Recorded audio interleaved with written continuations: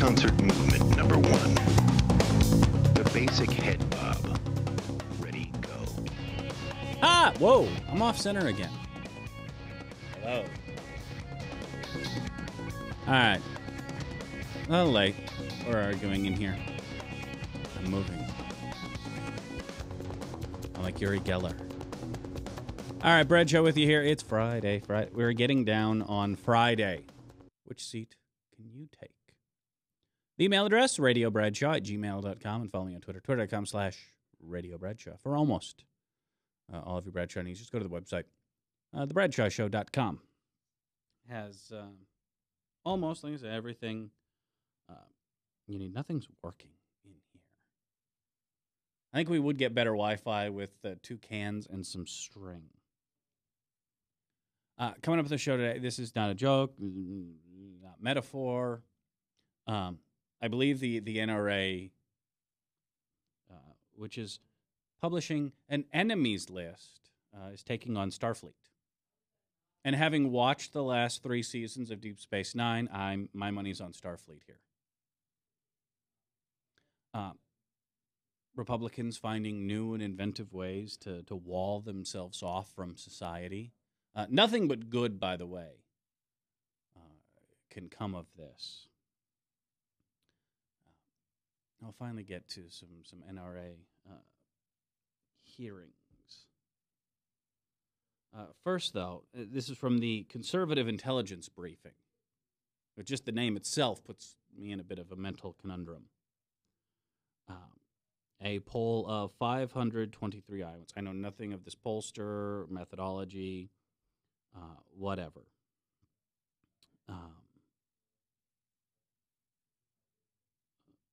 Their demographics are a bit wonky. For example, they polled far more Republicans, self-identified Republicans, than there are in the state. And probably not enough independents.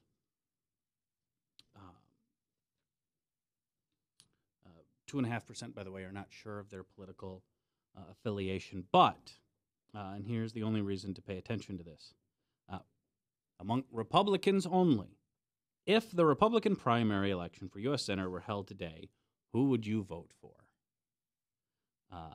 Latham, Steve King, Brad Zahn, or Bob Vanderplatz?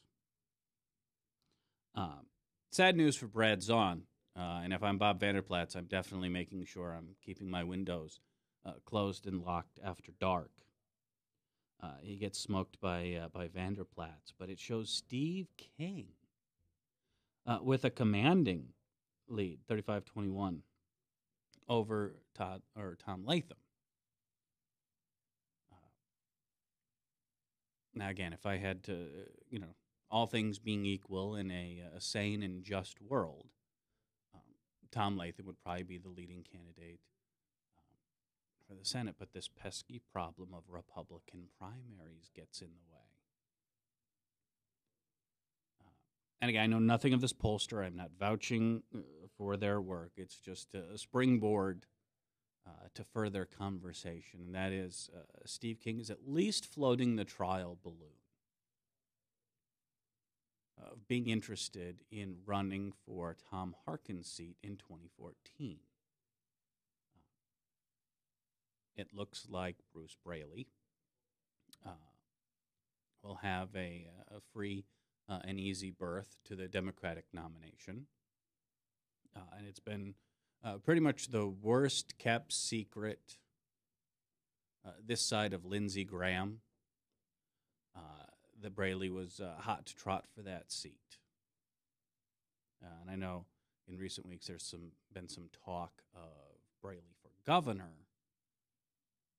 I think that was the backup plan B, because even a month ago I had political operatives telling me that Harkin was looking to put some people in the field now to get ready for 2014. He also still has a full schedule of fundraisers. So even I was kind of hedging my original prediction that this would be the last term for both Grassley and Harkin. But with the announcement last weekend that Harkin's not going to run again, what went from 99.9% certain hold. I wouldn't say is likely a Republican seat, but it'll certainly be contested. In 2014 is not a good map overall for Democrats. That class of 2008 is up.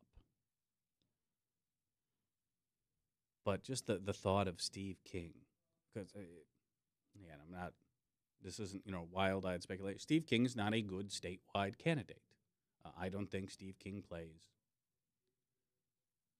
in the population centers. I think he has his nice little niche carved out of western Iowa, which is just really northern, Arkansas. Let's be honest.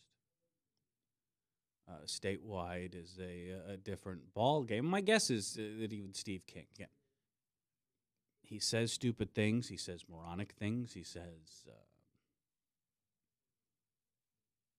backwards, ignorant, racist things. He is not stupid. He is not a backwards, racist, redneck.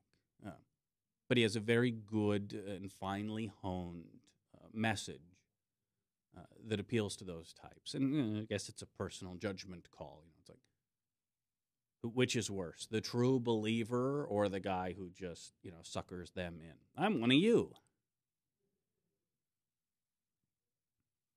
I almost wonder, though, if Steve King, who realistically would make a difficult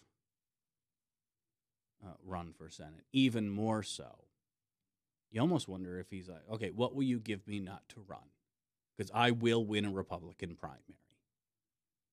And I am far less likely to win the seat. I have my, seat for life. Or at least a very, not as safe as the old Iowa 5, but he's safe. There aren't any really serious challengers on the horizon, and certainly no one who keeps him up at night for that House seat. And would he give that up for a long shot run at the House or at the Senate? I don't think he would. But I think there's something to be gained for opening up, not running in a primary against Latham. Find a different crazy person. But this shows him with a pretty commanding 14-point lead.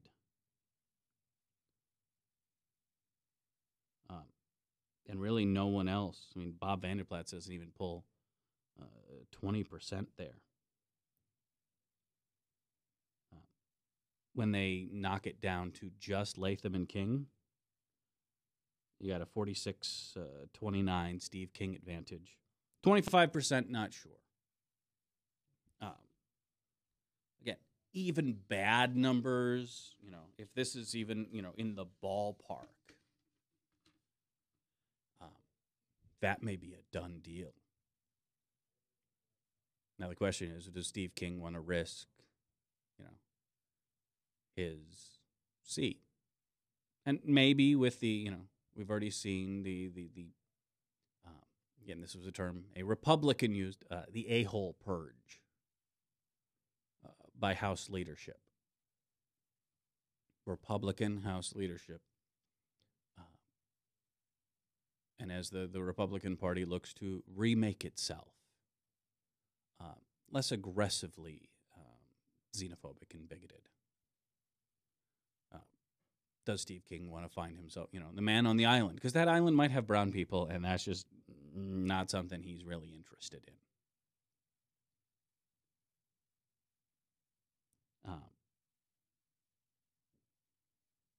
The same polling that shows Steve King with a huge lead among Republicans actually shows him losing to Bruce Braley. So I don't know. I still don't think. I think Steve King's sense of self-preservation is strong enough that he'd want to hold on to that House seat as long as he can. And I think the only mitigating factor there is wingnut welfare. Would there be a nice cushy job with the Heritage Foundation, where instead of being a legislator, his job is to, well, do what he's always done, and that is appeal to the hillbillies and racists. And even as the Republican Party moves past them, and understanding that every day 100,000 old white people die and another 70,000 Latinos turn 18. In an effort to hold on to as many of those people, even as the National Party moves away, to let them know, we're hearing your white voice. That might be worth a decent chunk of change from a think tank or some sort of advocacy group. So even if Steve King were to, lose horribly, to get Chris Reeded in a Senate race, I think there's a very good chance that he would be scooped up. If not, I don't know what Stormfront pays, but there's a group that is certainly open to his message. Oh, who is that? Oh, okay. I don't know what's working and what's not today. Ron, welcome. What can I do for you?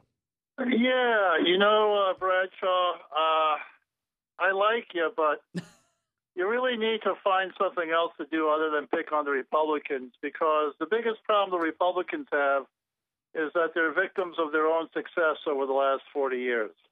I would say probably last 15 or so. But understand that right now they control one half, of Congress,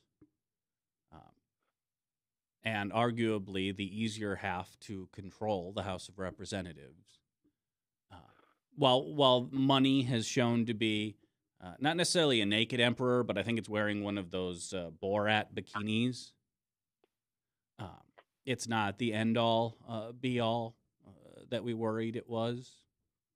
It is still a potent force, and don't kid yourself. Guys like Karl Rove will learn from their mistakes because there's hundreds of millions of dollars at stake. So you're not going to see the same kind of half-assed, disjointed, shotgun approach to super PACs and anonymous money that we saw in 2012. That system will be refined. Well, my point is, and maybe this is a better way of describing it, the Republicans are victims of the success of the conservative movement over the last 40 years. You're talking about the rip-off artists? What we got right now are two major parties, both of which are extreme right-wing, and it's just the Democrats put on a better, kindler, gentler face about it. The difference is, I think there really is, hope for the Democratic Party for, to trot out an overused term. I think we saw this with, Obama's evolution on same-sex marriage.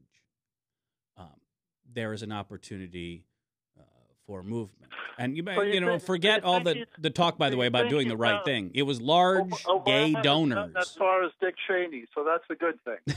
But it was large gay donors who exerted pressure on the president, and it worked.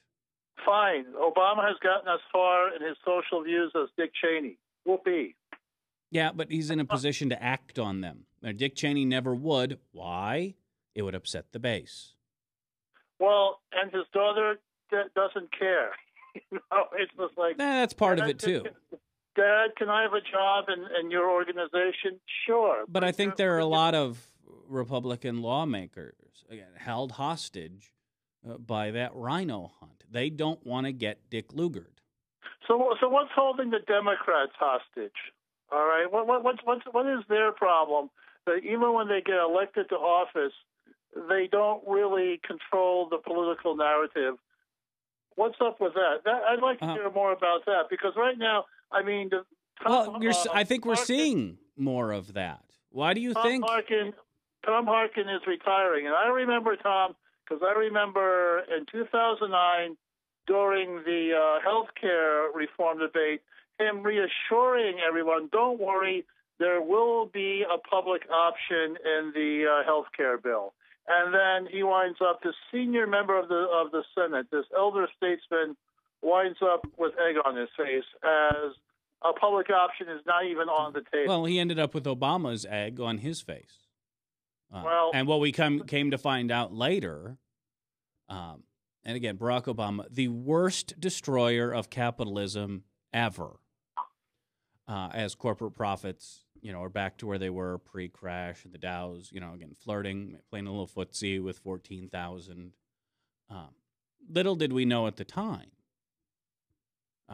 that even before, the Affordable Care Act really, kicked into legislative mode, the deal had been cut and to keep the health insurance from Henry and Louising Obama the same way they did Hillary Care.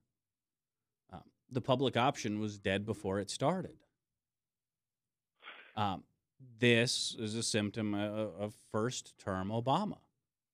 The Obama that was, again, so looking for compromise, was so looking for any across the aisle help, and kept getting burned. Lucy kept pulling the football away from him.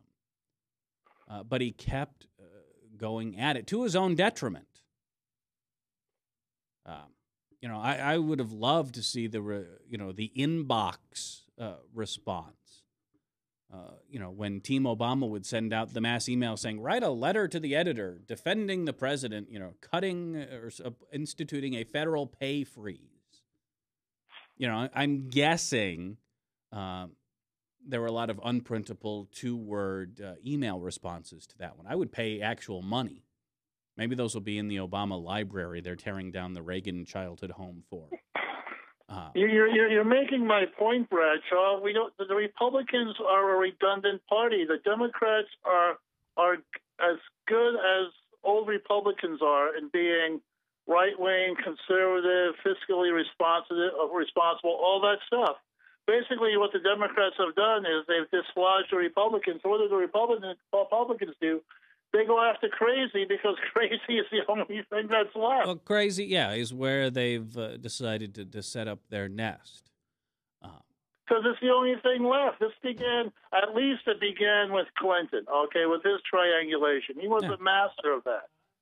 Yeah, the third way is one of the reasons and this may have been a mistake in hindsight, supported Obama over Hillary. And I had this exact conversation with their money man, Terry McAuliffe. And I'm like, look, I don't want that. At the time, I was working in a broadcast industry that it was and still is being decimated by the, pro-business moves of the Clinton administration to deregulate. I don't see. I know that there are liberals who are waiting for Obama to suddenly let loose his inner liberal or his inner progressive or whatever you want to call it.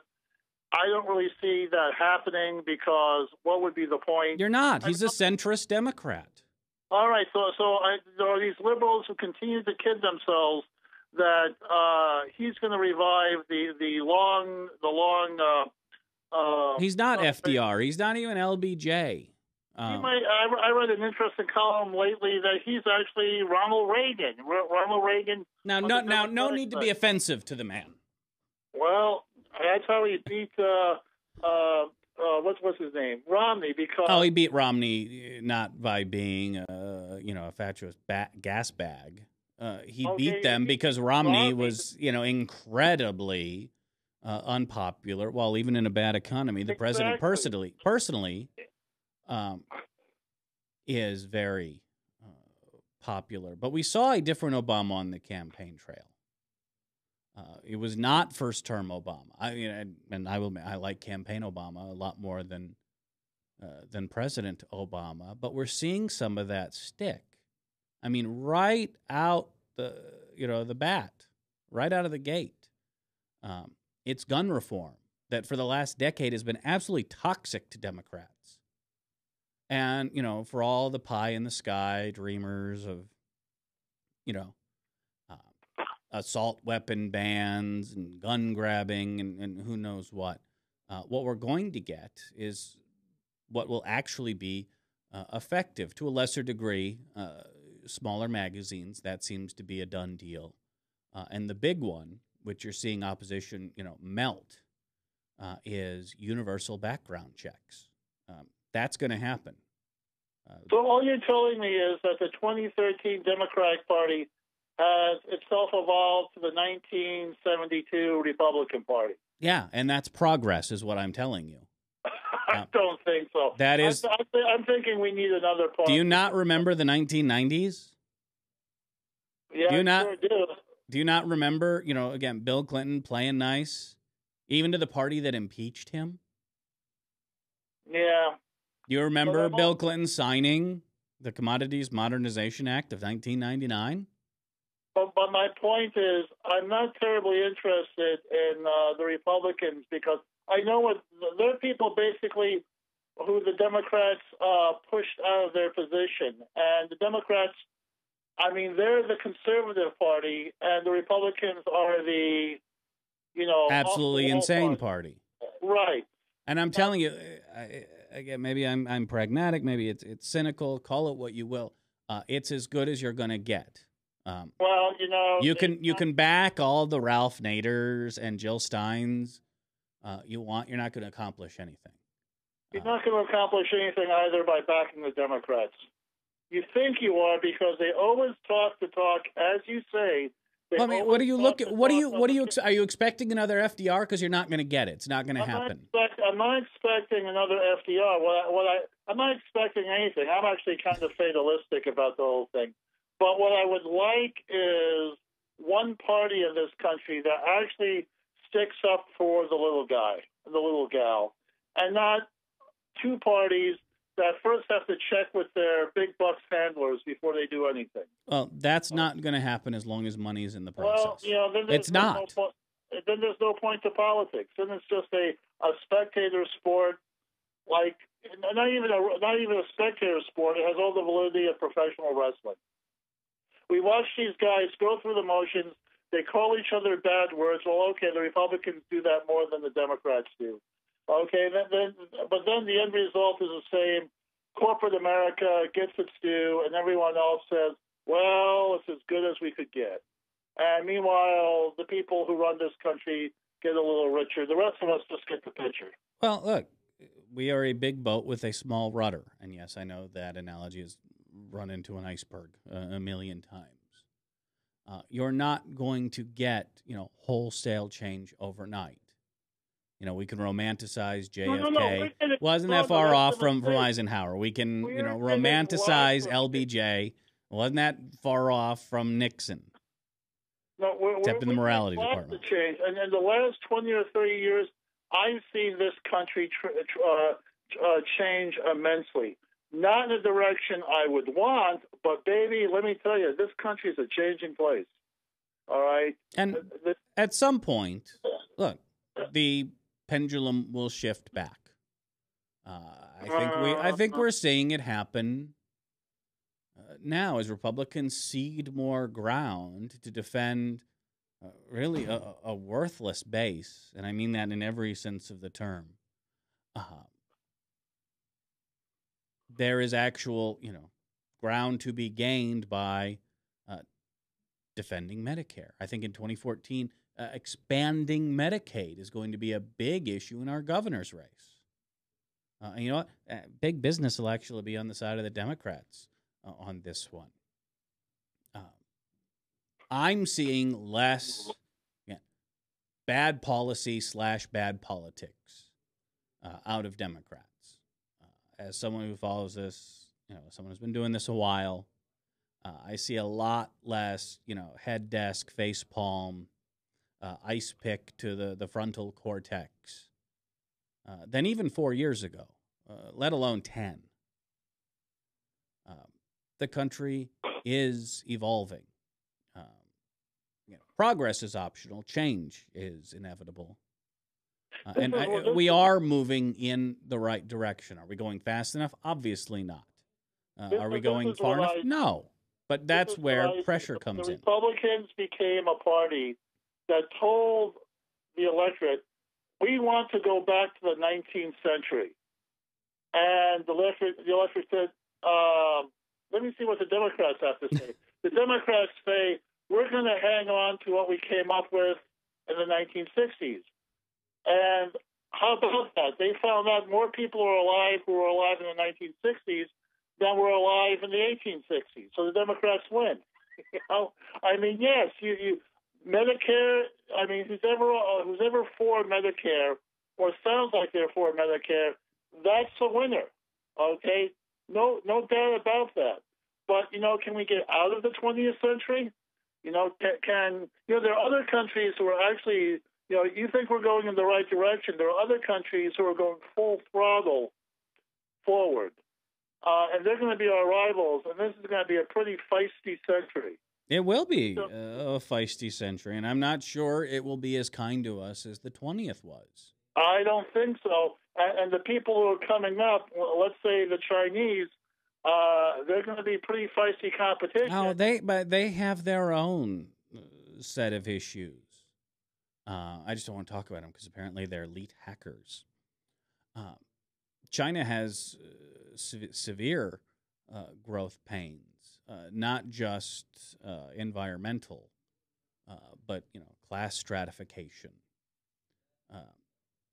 They are running into the same issues we are with a workforce that is getting more and more educated. And yes, they're not coming from the same starting point we are, but they're having a younger generation that is being told, "Oh, that's a wonderful college degree you have. Here's some factory jobs we have open," and they're not taking it well. Here's a way of also looking at it. The situation is reminiscent of the British and the Germans in 1900. Nothing was going to stop Germany from becoming a European dominating power. Okay? Britain tried. Well, World War I didn't work out so well for anyone, and it led to World War II. And now, surprise, surprise, Germany is the most powerful country in Europe anyway. China is rising. Nothing's going to stop it. You're right. They have their issues. They have their problems. But they're a rising power, and the danger is... Yeah, but did anyone, honestly expect the United States to be the world's sole superpower forever? Americans do. Well, no, anyone, serious-minded. Okay. Anyone who's going to run for a re-election, either Democratic or Republican, is going to say it. Well, to be honest, I don't care if they say it because that's the pablum that we voters demand of them. All I care is that they're smart enough, again, not to believe their own press clippings. What I want is that they're smart enough not to miscalculate like the British did in 1900, and we're looking at World War III, because that's the price of miscalculation. I don't think China's on that path. The world is far more interconnected. That's what they said in 1900. No, the world is a smaller place. You can get to China in less than 3 weeks now. Bradshaw, I'm telling you, if you read the views of people in 1900, they would say, we know the world, Europe is far too integrated. Now, we depend on each other too much to have a disastrous war. War will, maybe we'll have little tiffs, but in terms of a major thing, no, that's bad. You're going back to Napoleon for that. We're okay. And then 1914 came. No, under secret defense pacts. I think we learned from that. I think we learned from the Treaty of Versailles.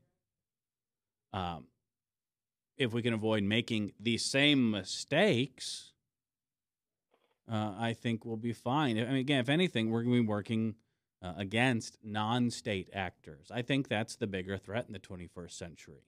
Let me put China has no capability of force projection, none. Let me put it. But the bigger issue is it would decimate their economy. It would destroy their society if something bad were to happen in the United States. You know what? Guess what? That happened in the 20th century too. It didn't do Germany any good to go to war against Britain.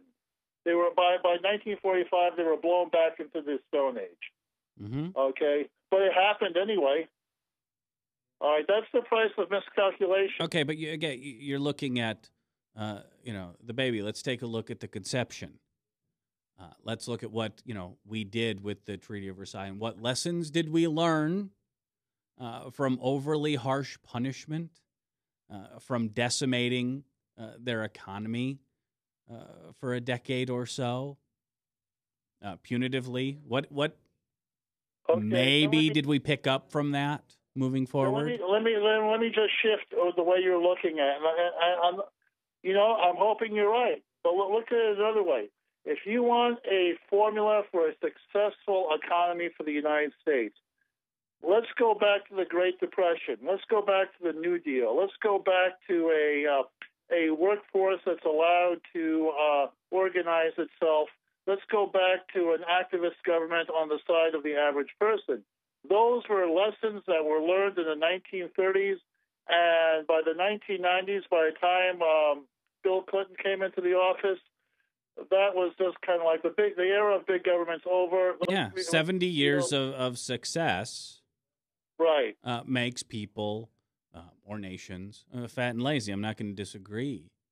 All right. With you there, and all the financial regulations and all just the changes. Lessons that are learned can be forgotten. Yeah, absolutely. You're not going to get an argument there from me. But I don't think we're going to end up in a world without conflict. I don't think we're headed to paradise. No, but I think you're wishing for a unicorn. I think you want. No. I'm not a utopian. I'm not. But you just said you want a third party. Yeah, where's that worked? Find me a bull moose out there. Any wigs floating around? I'm not. Well, that's what I told you. I'm a fatalist. I don't know what's going to happen at this point.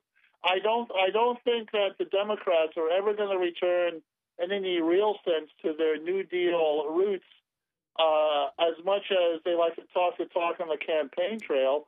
I think they will. I think I'll explain to you why I think they will, and I don't think it's overly complicated.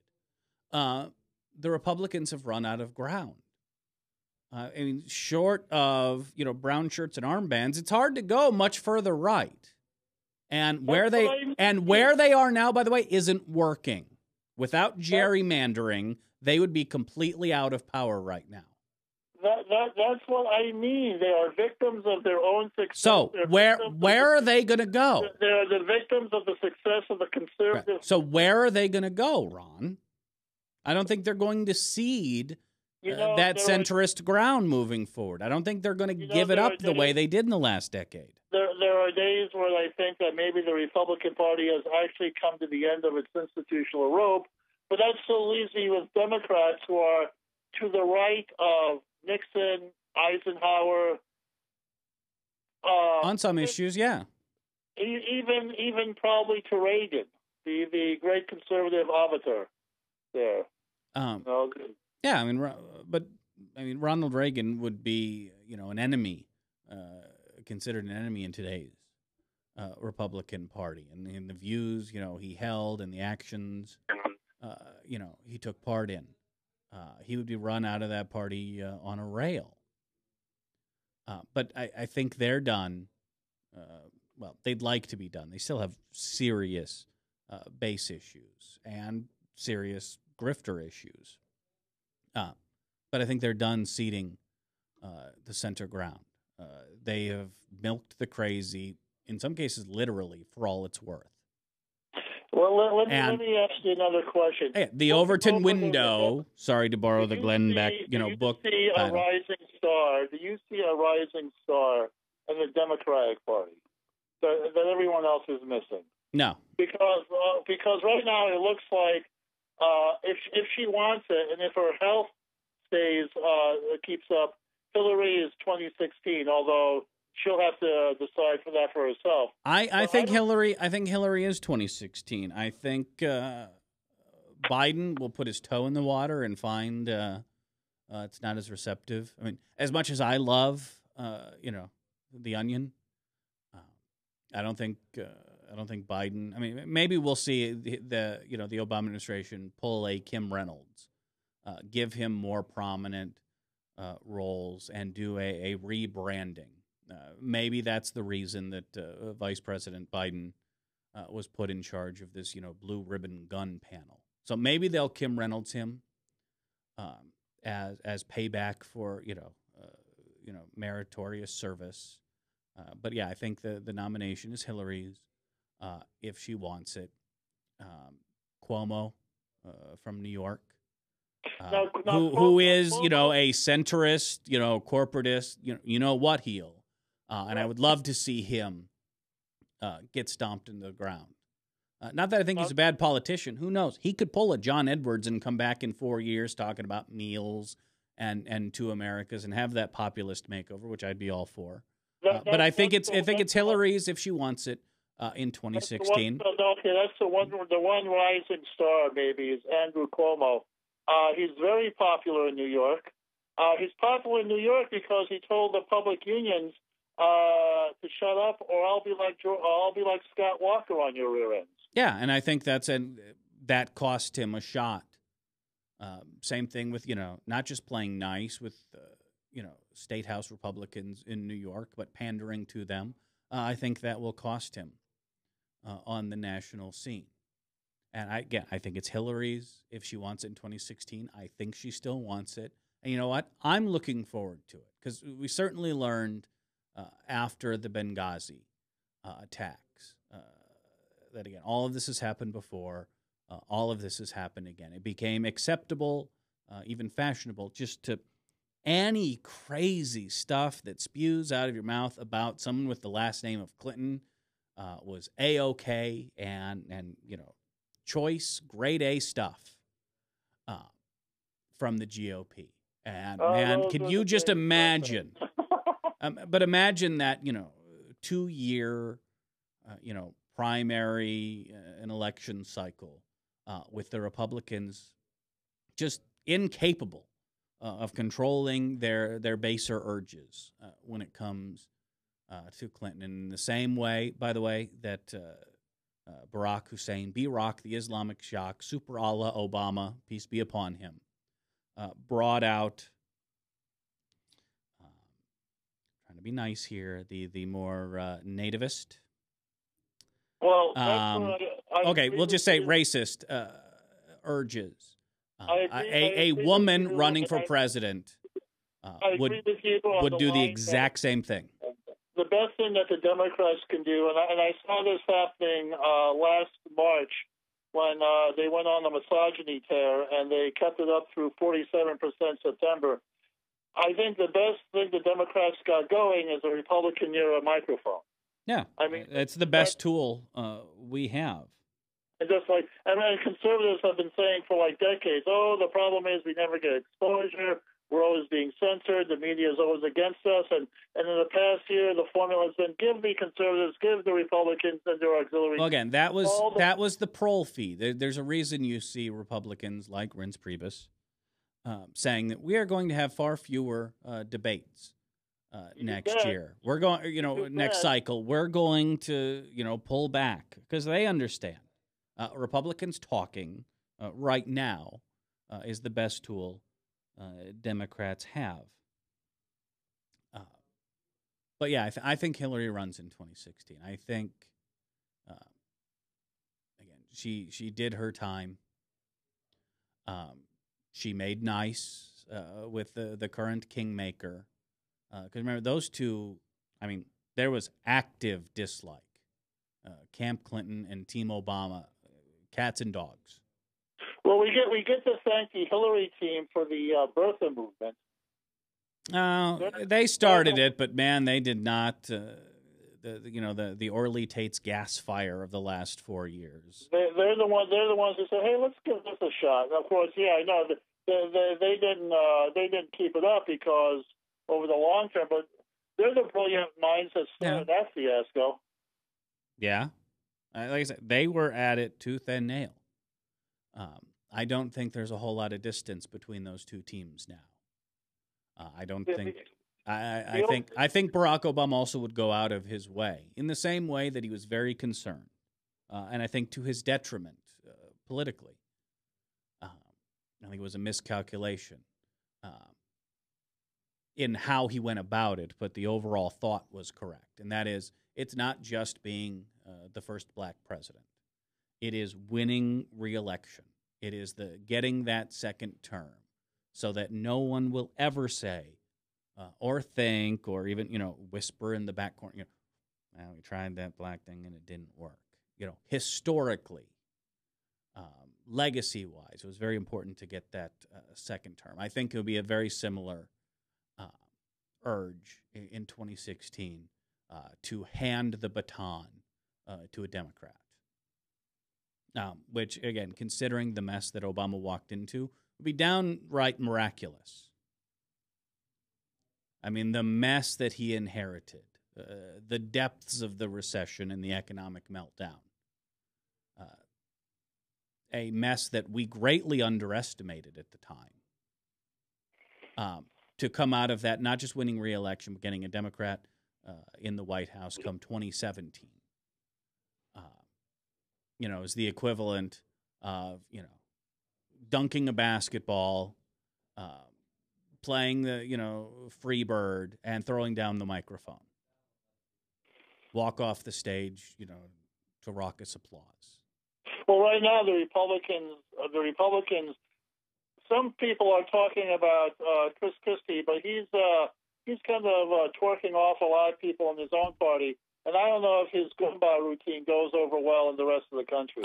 If he loses the weight and loses some of the attitude, he may be exactly what the Republican Party needs to put a stop to the rhino hunt.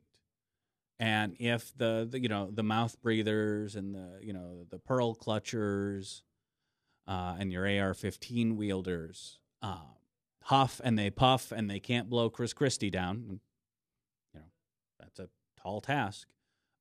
It will go a long way in, again, deflating their influence. But he's the only name I can think of right now, and there's a lot of baggage there between him and his own party. Yeah, I mean, I think Rubio, again, has that would be a fun race because of his time in the flamingly corrupt Florida GOP. I think there's a lot of skeletons in that closet. Some of the, non-2012ers, your Mitch Daniels, your Jeb Bushes, might want to crack at it. Certainly Romney's done. So we'll see. I think the bigger problem Republicans have is, again, not necessarily who's going to be the nominee, but how many of these, book tour candidates, the Gingriches and the like, how much damage will they do to the eventual nominee? Romney was finished before the Republican primary debates even wound up. Well, yeah, I mean, so much, verbal buckshot had been lobbed at him. Pretty much every attack you could make had already been made. Gingrich branded him a vulture capitalist. It was done. Okay, he was never going to get out from under that. It just wasn't going to happen. Anyway, Ron, I got to run, but I appreciate the call. I mean, again, bottom line help us, Democratic Party. You're our only hope. Again, sorry to go from Star Wars to Ghostbusters, but Republicans gone bye-bye. And I think they're going to be a little too busy dealing with their own structural issues. I almost wonder, much like 2016 or 2012. 2012 was a presidential punt. No one with future aspirations wanted to go against the Obama machine. Which is why you saw, again, some has-beens, some never-will-be's, and some people who are just doing a glorified tax-exempt book tour. Newt Gingrich. That was the Republican, group of candidates, the, embarrassment. I almost wonder if 2016 will shape up the same way. Again, focus on House races, focus on the Senate, focus on state houses, governorships, where the damage is a little more contained. Far easier for a Branstad to win than a Romney nationwide, or even a Senate seat. I almost wonder if it'll be a 2016 punt as well. And as the party works to rebuild itself. And Ron's right in one sense. They are a victim of their own success. Through gerrymandering, they have managed to make themselves, again, very well insulated against Democratic challengers and incredibly, susceptible to the primary of a crazy person. In some cases, legitimately crazy person. Hello, Christine O'Donnell. Their message machine has become so well honed that it's become a tool for grifters and rip-off artists and boner pill manufacturers.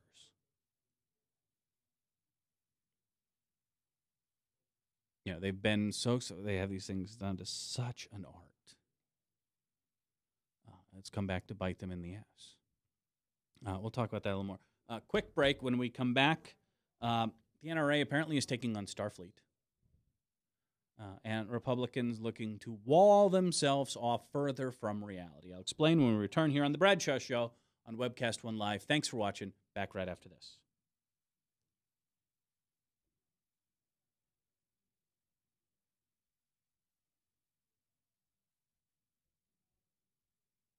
Leach, owner and general manager of Service Legends. I brought along a couple of the home comfort heroes. Hi, I'm Tammy Wells. I am Nick Wondershide. I'm administrative manager I'm the senior technician. from Service Legends. It seems like every good thing, when you feel it to the bone that it's good, there's a lot of hard work put behind it. I don't think that you can fake it and have it turn out good. If we seem like, okay, that's just weird, it's just a furnace, why would you believe so deeply in a furnace? It's not just that, we want to show the world that you can have good service. Yeah, it's got to be, it's your home. It's built into our daily trainings, it's built into our culture, that we're going to do whatever it takes to have each client say they love us, period. That's why we spend all the hours in the training that we do. And if we guarantee it's going to be a good experience for you, or else it's free, what type of work do you think we're going to do? There is a guarantee. Temperature selection guarantee, fixed rider it's free guarantee, comfort guarantee, best value guarantee. All of these guarantees hold us accountable to ensuring that we exceed your expectations. And if for whatever reason we'd fail and we can't make it right, we guarantee all of those guarantees with a 100% money back guarantee. If you don't think that your technician can fix it right, are you going to say that to a client? No.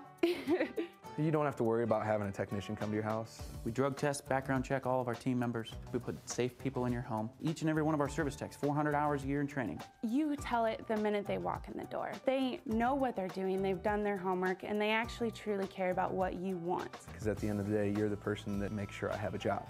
They're going to be listening. They're going to want to know what your challenges are. Then they're going to come and give you options, and you get to choose. If I'm there to help and I make it easy and painless, I did my job right that day. Well, when it comes to your comfort, safety, and your family, you don't necessarily go buy the most expensive, but you get the most bang for your buck. Oh, it's worth it, because there's a lot of people that will find a way to get it to work right now and then leave and then come back, charge you again, and the cycle just repeats itself. So when I'm out there looking at the furnace, I want to find why it failed today. How can we change the part today with something that you're not going to have to worry about? Is it worth changing the part today? You can put a lot of money into a furnace. I can fix parts all day. There's good job security in that for me. But is it the right thing for you? I get a lot of the phone calls of after the technicians are there. They're just in awe. They're like, wow, you guys are great. I don't even know what to say. You guys are great. Everything you did was perfect. It was great. Keep going, though. I like this. Just give us a try. I'm going to take all the risk. I've got the time to make this right. I've got the support to make it right. Just check us out. And if you don't see the value in what we do, fixed rider, it's free or 100% money back. Enough said.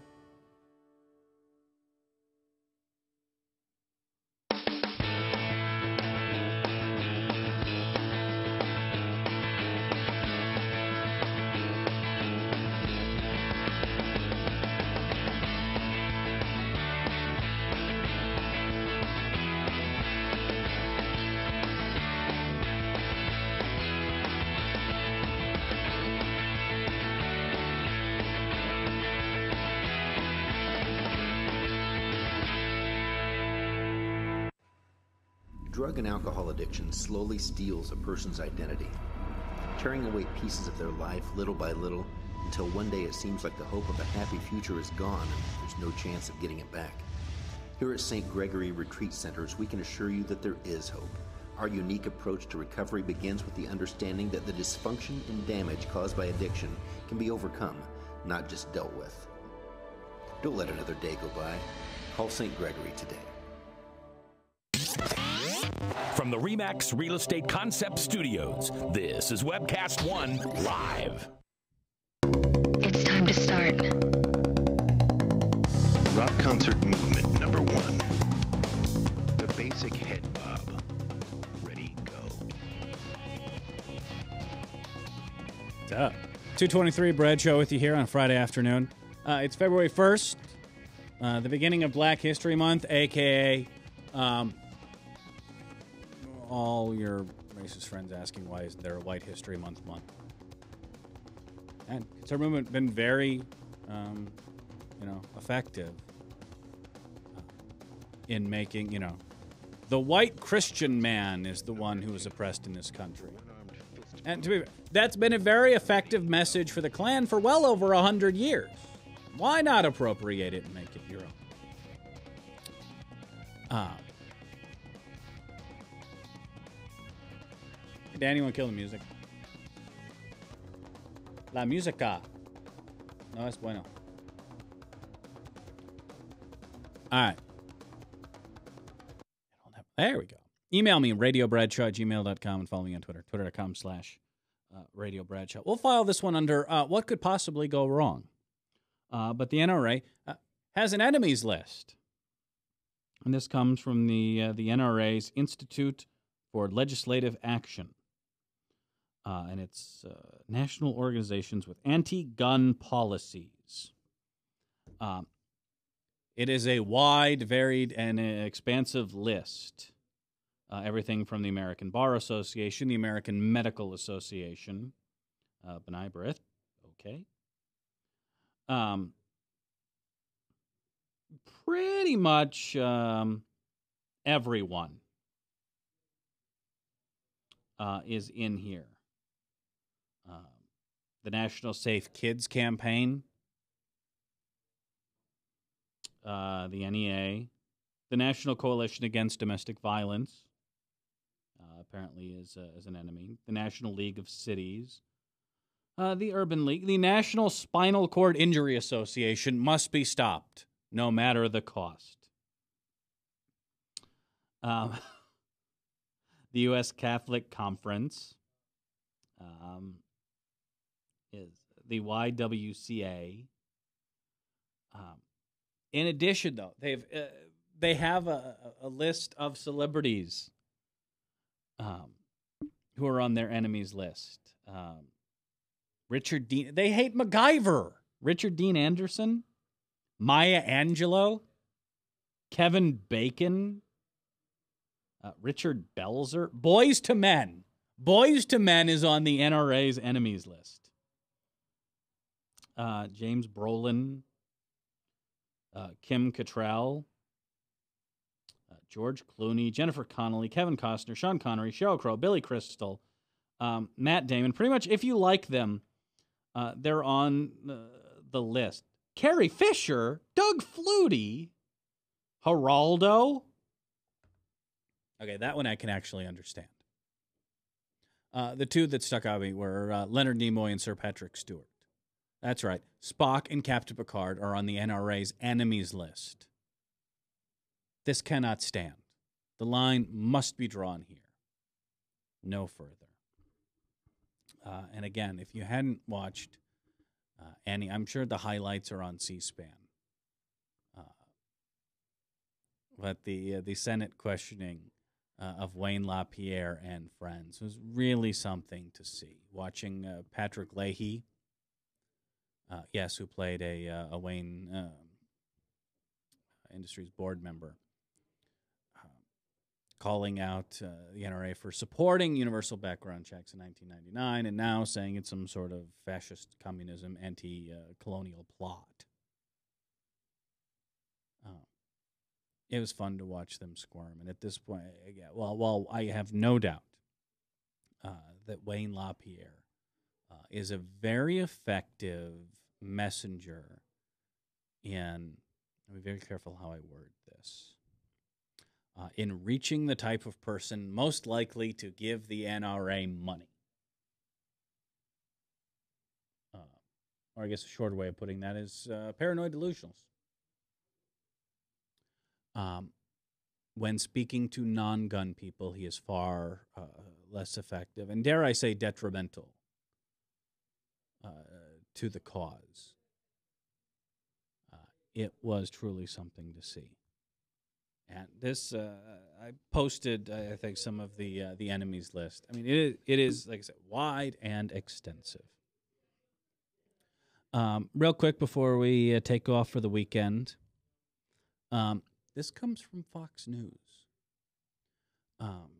If you are a conservative on Facebook and you're tired of people pointing out that, in fact, the forwarded email that you copy-pasted has been debunked, if you're tired of getting fact-checked and snoped, you're tired of being mocked for responding to Onion articles as if they're serious, there is a place for you now. And this starts apparently officially launches on Saturday, but almost has 50,000 members today. And this is the Tea Party Community. It's a Facebook ripoff for people who don't like having their Fox News views questioned. And I can say this can only be a good thing for two reasons. One, again, the further Republicans retreat into their own little hidey holes, where they can all gather around the Fox News biscuit and do their business, I think the better off the rest of us will be. And talked about this yesterday as the Republican, movement, and they are very good again of creating their own reality, almost Scientology-like. And again, it's one thing when that, reality kind of moves parallel with the world the rest of us live in. But as Republican losses have mounted, that reality keeps moving further and further and further to keep that base inflamed, to keep that base activated, to keep them from just, shrugging their shoulders and saying, this sucks, I'm taking my ball and going galt. This is why you see Fox News ratings low. It's why talk radio ratings are falling. Part of it is just because that audience is getting older and older, and not replacing them with new people. But as just a sane person, it's harder and harder to watch this stuff.